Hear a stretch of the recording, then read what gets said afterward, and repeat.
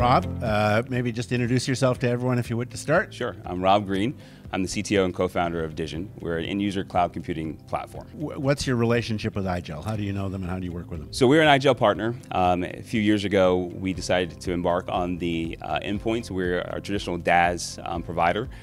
We started making our own endpoints many years ago, and kind of, I would say we tripped on ourselves. We're cloud guys, we're not hardware guys.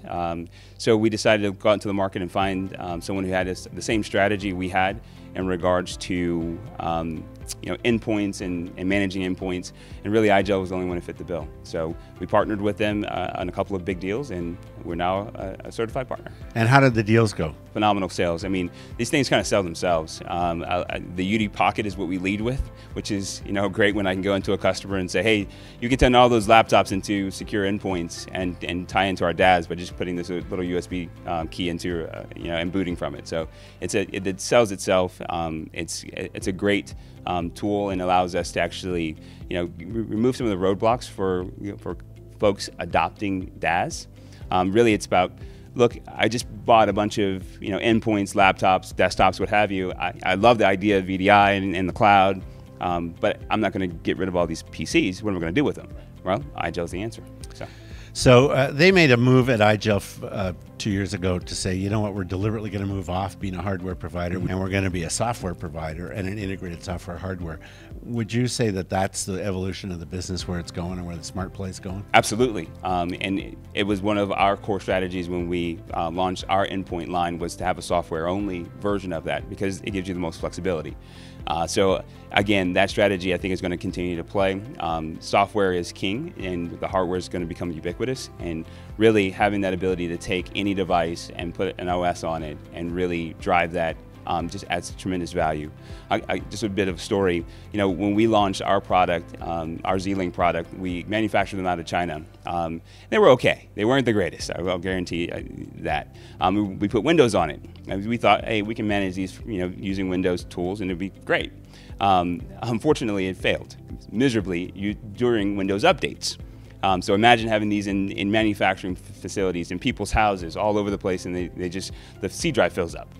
So what we decided was we recalled all of them, we installed the IGEL OS on them, and then pushed them back out, and they've been working beautifully ever since. Fantastic. Yep. So, and not the calls to the help desk, not the help, Zero. It's not working. Yeah, it just works. And on hardware that's not even IGEL hardware, it's just the software being deployed out there. So it saved us a lot of money because we would have to have eaten $300 per endpoint device, and there's probably 200-300 of them that we just put the OS on, kicked it back out, and customers love it. That's amazing. And now when you bring new people online, you give them the UD Pocket. So where do you see things going in this business? Obviously, you talked when you started about talking about being a cloud service provider, and a lot of it started kind of in the data center as an idea of pushing out, but now there's a lot of focus around the endpoint. Where do you see the evolution going? Well, I think the endpoint is really, it's the most pervasive thing out there. It's where we go after every day in terms of moving all of that processing power, the data security into the cloud.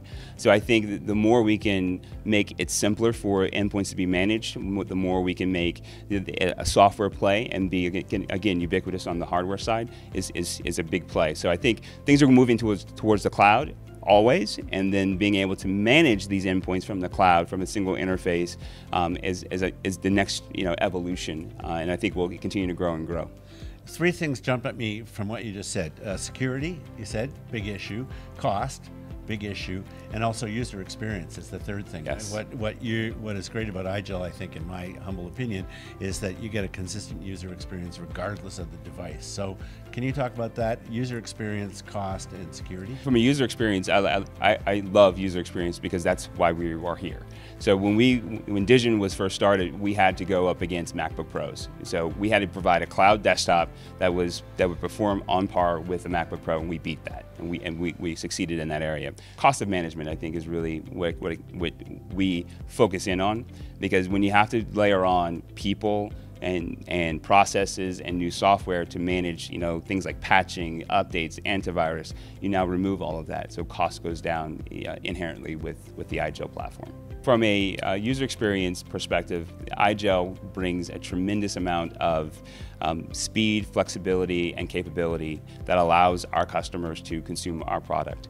When we talk about things like security is at the endpoint. It's the most pervasive risk that we have out there because your attack surface is so great.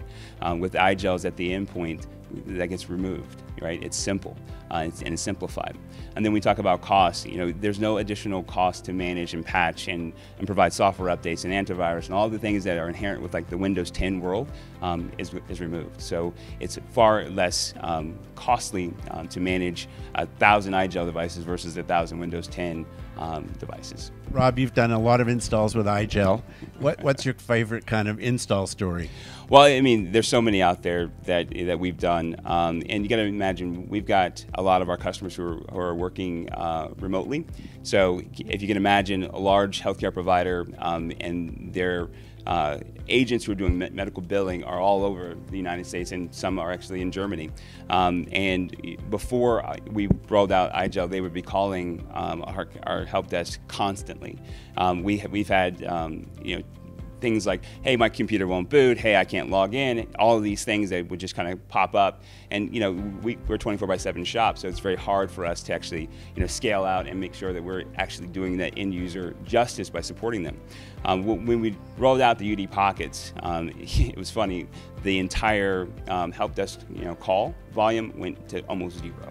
I mean, it was literally, once they booted, they were good. So if you look at the specs, we probably had 1,000 help desk calls over that month prior. Afterwards, we probably 5, 6. And it was a great experience, and really I can tell you story after story where that has been kind of the undertone of what IGEL means to our customers, especially when you're working with remote workers who are at home. They're retired nurses. They're not IT people. They don't have a help desk they can call. To have something that works all the time is great to have. Rob, thanks a lot. That was great. Thanks for being with us today. Appreciate it. Absolutely, my pleasure.